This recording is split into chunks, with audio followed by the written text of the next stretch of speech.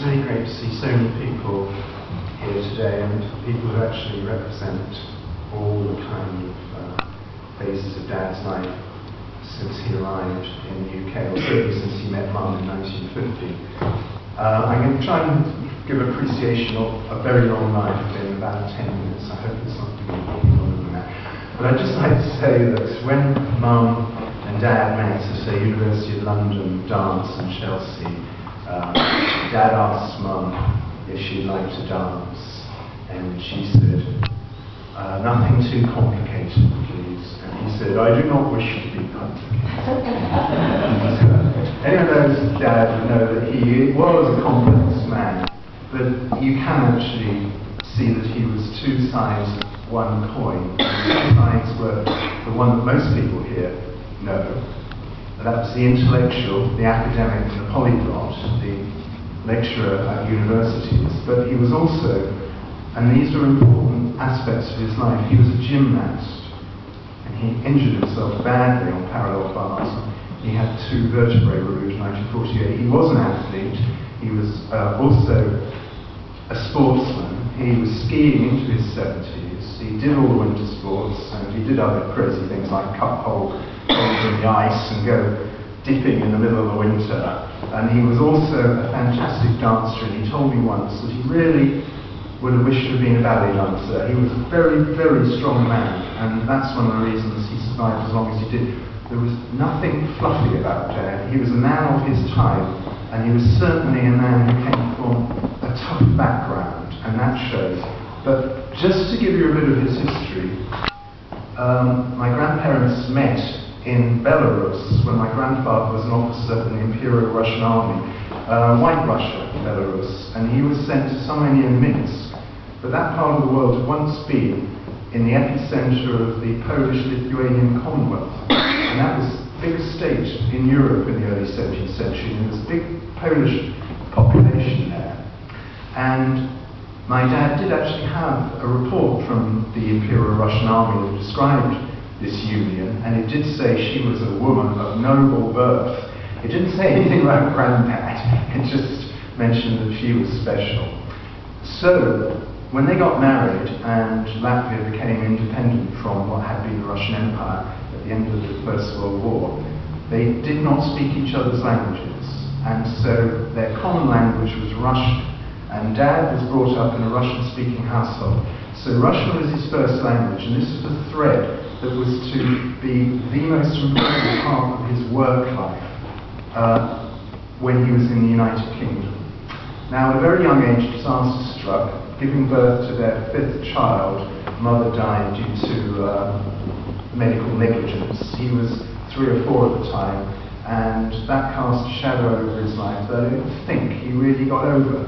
But his grandmother, who was called Sophia, became perhaps the most important female figure in his life. Now, he grew up like a lot of young men back then, doing the things he enjoyed, which was the gymnastics and the sport. But obviously everything changed irrevocably in 1940 when the secret protocols of the Molotov-Ribbentrop Pact came into place and the Baltic states were annexed by the Soviet Union. Now, prior to that, obviously, the Germans and the Soviets had destroyed Poland, and Dad involved himself with members of the Polish resistance. Just to put it in context, 5,000 Polish servicemen were interned in Latvia, and a lot of them escaped and made their way to Sweden, but a lot of others lived in the community, and after the Soviet takeover, their lives were at severe risk and they went underground, and Dad was involved with actually feeding them, and that was a theme in Dad's life. He showed a lot of his appreciation and love for people or animals by feeding. That was perhaps his most demonstrative way of actually showing how much he cared for people, by feeding them. Now, because of this treatment of the Poles, which he heard of through the Polish underground men, Dad got his grandmother to teach him Polish, and he said he did it to spite the Germans. He felt that if they wanted to do that to a culture and a people of such significance, he would want to actually learn the language, and indeed he did. Now, just prior to the German invasion in July 1941, the Germans arrived in Latvia. He was on Red Army call-up.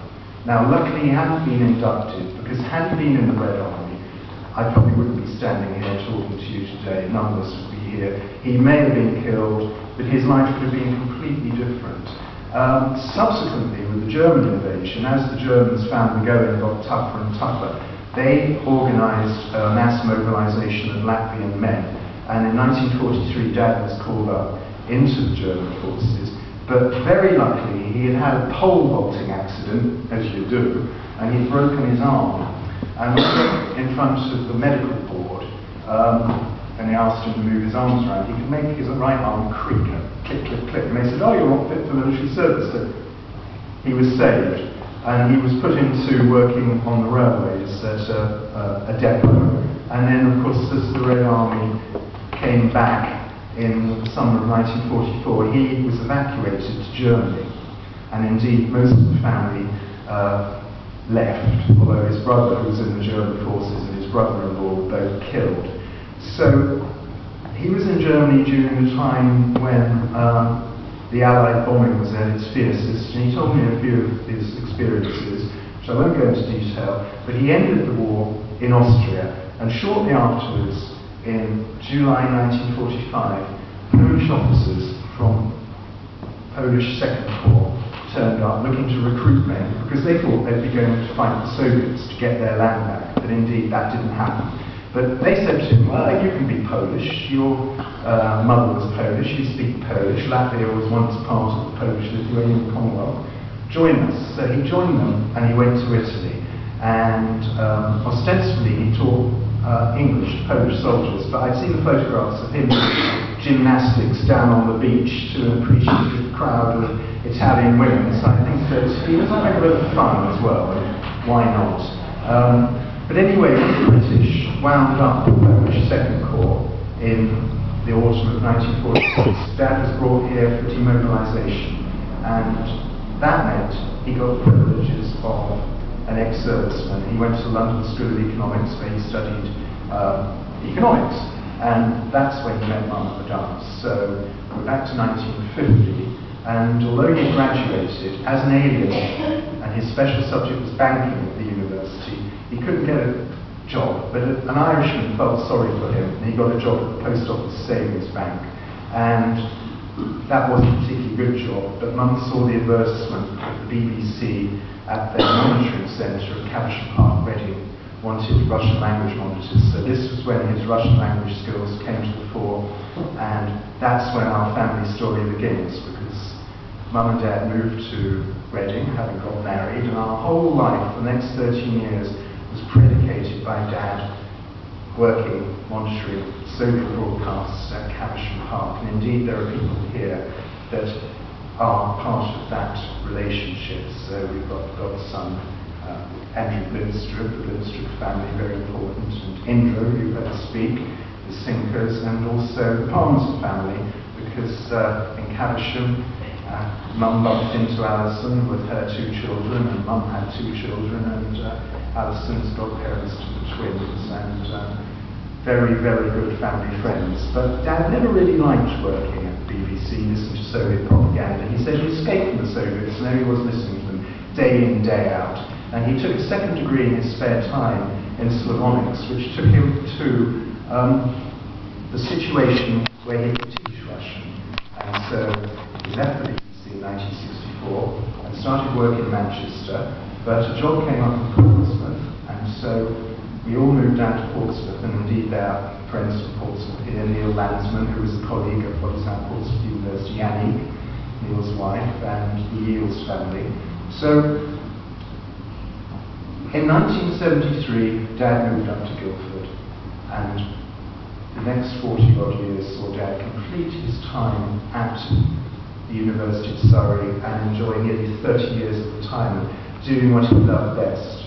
It's important to say not only Dad had the Russian language skill, he had Russian history, Russian literature, he was also a Soviet oil and gas expert, and one day the managing director of BP turned up. He wanted to talk to Dad about Soviet oil and gas and about life in the Soviet Union, so he turned up. And then in the 90s, when Latvia became free again, we had a situation where diplomats were sent down from the Foreign Office to learn Latvian. So it kind of went full circle with Latvia free again and Dad being important in that process. Now, the hymns we're singing today were chosen by Dad. I think we all know Amazing Grace, but How Great Thou Art is a very interesting song. Well, it's a hymn now, obviously, and it has that kind of peripatetic nature that Dad indeed had.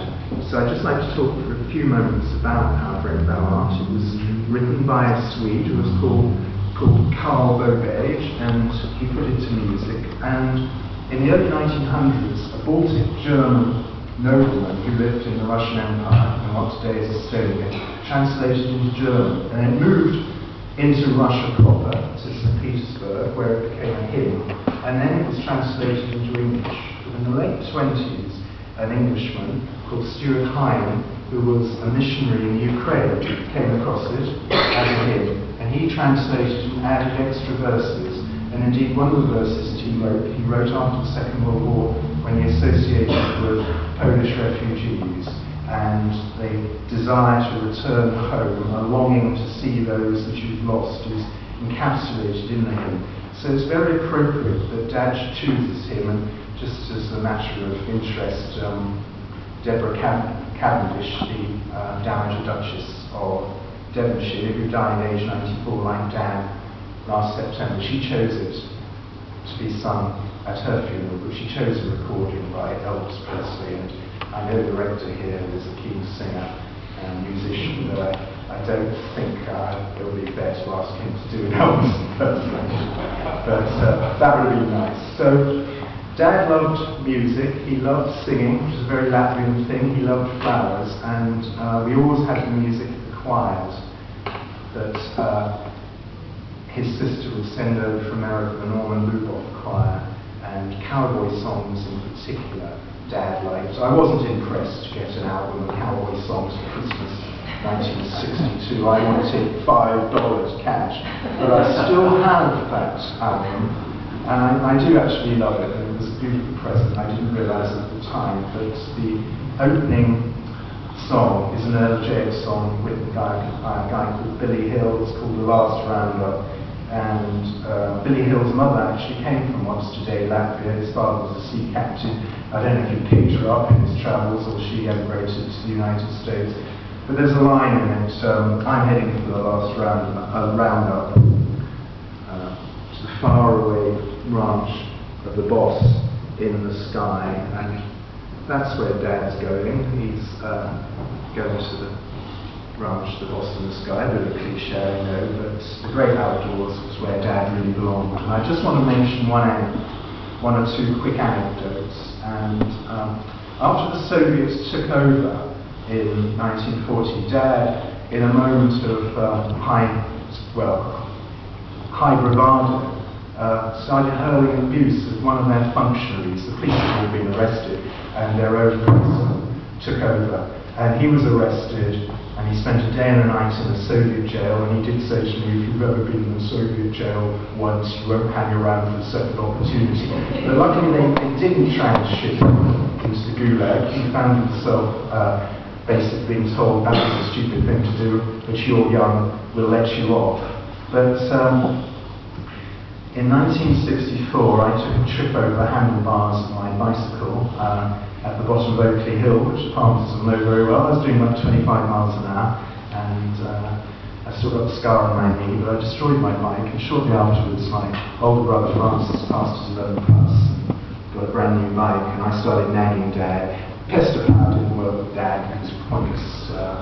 Dad was not that sort of man, but he did go into the local paper and saw an advertisement, and we got on the bus down to Broad Street, and we caught the trolley bus down to Wokingham Road, past the Sinker and what later be the Lindström House, and got off at the terminus and walked into a part of Reading called White Knights, and that's where the university is.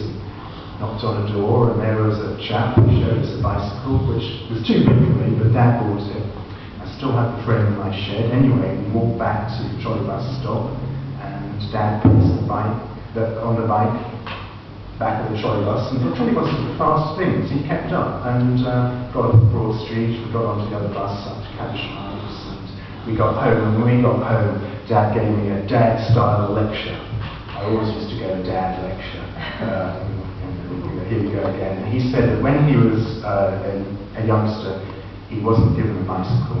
He got his first bike in his teenage years, and he got it by working on farms in his spare time. So poor old Dad, he had to buy his own bike. And worse still, in 1940, his bike was requisitioned by the Soviet authorities. Now that man he held abusive was on a bike, and I just wondered, perhaps he was riding Dad's bike, or Dad knew he was riding a bike that was robbed from somebody. But there you go. That was poor old Dad. He didn't get a bike like we did. Final anecdote now.